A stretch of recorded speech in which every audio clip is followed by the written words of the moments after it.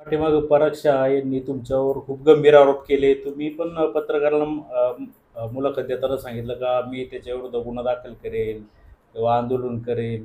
पुढं काय झालं सर? पुढं नाही, मी आंदोलन त्यांच्याविरुद्ध नाही करणार म्हटलो. मी त्यांच्या बाबतीमधले जेवढे काही लोकांना पैसे घ्यायचे आहेत, त्या सगळ्या लोकांना मी आव्हान केलं का तुम्हाला संरक्षण मी देतो, आपण सगळे माझ्याकडे या, आपण एकत्रपणे कायदेशीर पद्धतीने हा पैसा बाहेर घेऊन येऊ.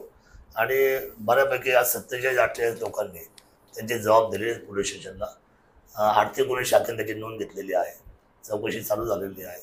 आणि त्याच्यामध्ये आम्हाला खात्री आहे की हा पैसा शेतकऱ्यांना आणि सर्वसामान्य जनतेचा पैसा आहे.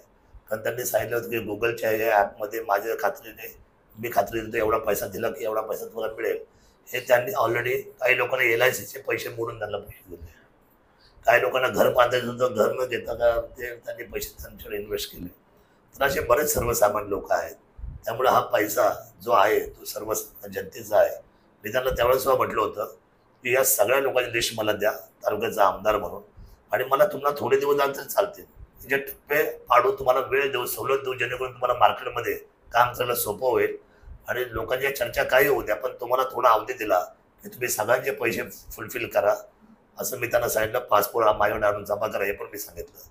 पण त्यांना कोण गुरु गुरु भेटलं मला माहीत नाही. शिवाय राजकारणामध्ये आमच्यासारख्या माणसाला खूप हितशत्रू असतात. त्यांना काहीतरी चांगलं वाईट त्यांनी सांगितलं आणि त्याच्या माध्यमातून त्यांनी 2 चुकीच्या पद्धतीने त्या ठिकाणी बाईट्स लोकांमध्ये सोडल्या. पण हरकत नाही, दूध का दूध और पाणी का पाणी होणार. शेवटी सत्य म्हणतात ना की परेशान हो सकता है लेकिन पराजित नाही हो सकता. हे सगळं पुढे येईलच. कारण मी माझ्या आयुष्यामध्ये कधी 1 रुपयाची पावती न फाडणारा माणूस. शिवजयंती असू द्या, कुठलाही कार्यक्रम असू द्या, मी माझ्या आयुष्यात कधीच कुठल्या जनतेकडून 1 रुपयाची पावती फाडली नाही. गेले 20 वर्ष मी काम करतो समाजामध्ये. पण कोणीतरी त्यांना राजकीय आकाशापुढे त्यांना दिशा त्यांची भरकटवली आणि त्यामुळे ती लोक दिवसेंदिवस अडकत चाललेली आहे. ते कुठंच जाणार नाही. कुठे गेलं तर आपण त्यांना घेऊन येऊ, काळजी करू नका. पैसा आपल्याला जनतेला द्यायचाच आहे आणि आपण द्यायचा प्रयत्न करू. तुमचे स्वतःचे वैयक्तिक किती पैसे आहेत? नाही, माझे वैयक्तिक नाही आहे, पण माझ्या इथे ते सगळे प्रपोजल घेऊन आलते. तेवढं काही हितचिंतक माझा मित्रपरिवार बसला होता. त्यांनी स्कीम समजून घेतल्यानंतर मला मध्यस्थी घेऊन ते पैसे गुंतवलेले आहेत. आणि एक एंट्री माझ्याकडे एखादी व्हाईट दिली, तो म्हणतो साहेब मॅडम व्हाईटचे पैसे त्यांना चालतील का विचारा, पण मी माझ्या नावाने तुमचे नावं देतो. म्हणलं ठीक आहे. एक एंट्री त्यांनी माझ्याकडे दिली आणि मी त्यांना फिरवली. आणि दुसऱ्या 2 एंट्र्या ज्या आहेत त्या माझ्या माध्यमातून त्यांनी घेतलेल्या आहेत. हे तिन्ही पैसे माझं इलेक्शन तोंड होते, माझ्याकडे पैसा नव्हता, माझा विषय वेगळा आहे. आता मला लोक सन्मानपूर्वक मध्यस्थी ठेवून ज्यावेळेस 3 पैसे तिघांचे पैसे अडकलेत. पण हरकत नाही, हा व्यवहाराचा भाग आहे.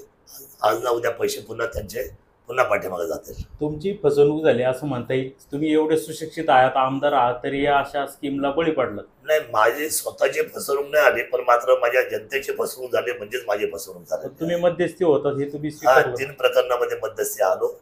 आणि खरं तर त्याच्या वडिलांचं नाव हे आमच्या वडिलांशी जोडलं गेलं होतं. आणि अशोक कुमार शहा हे मार्केटचं सगळ्यात भरभक्कम आणि चांगलं नाव होतं. हे मुलं असे वागतील असं आम्हाला स्वप्नसुद्धा वाटलं नाही. त्यामुळे ठीक आहे. आणि बघा, जवळचाच माणूस विश्वासघात करतो, बाहेरचा माणूस करत नाही. आजपर्यंत इतिहास आहे. म्हणजे रावणाचा वध झाला तर त्या भावामुळे झाला.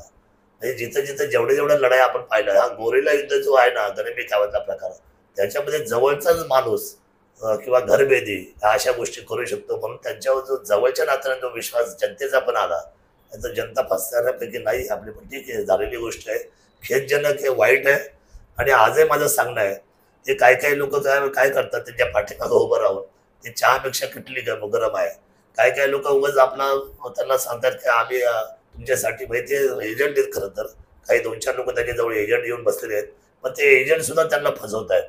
याच्यामुळे काय होते, शहाचं नाव खराब झालेलं आहे, एजंटचं नाही आहे.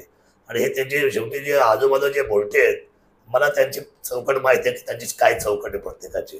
त्यामुळे मी म्हणतात की शरद सोनवणे एक जबाबदार आमदार आहे, दमदार आहे, ताकदीचा आहे. आणि विषय म्हणजे जी गोष्ट अवघड आहे ती सोपं करणं हा माझा आजपर्यंत स्वभाव राहिलेला आहे. त्यामुळे आरोप प्रत्यारोप याला तर मी फार काही भेट कधी घातलेली नाही. त्यामुळे मी 100% जनतेच्या मागं उभा आहे, राहील. पहिले पैसे जनतेचे जाऊ द्या, मी ज्याच्या मध्यस्थी ते पैसे नंतर असं तरी चालतील, पण मला मात्र जनतेचा पैसा महत्त्वाचा वाटला.